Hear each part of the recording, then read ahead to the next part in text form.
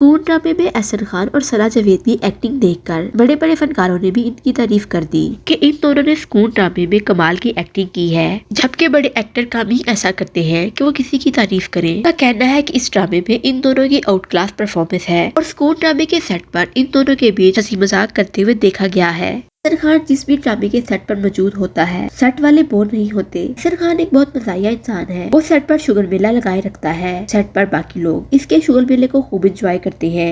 अहसन खान ने drama set से अपनी कुछ वीडियो बनाकर अपने फैंस के साथ शेयर की।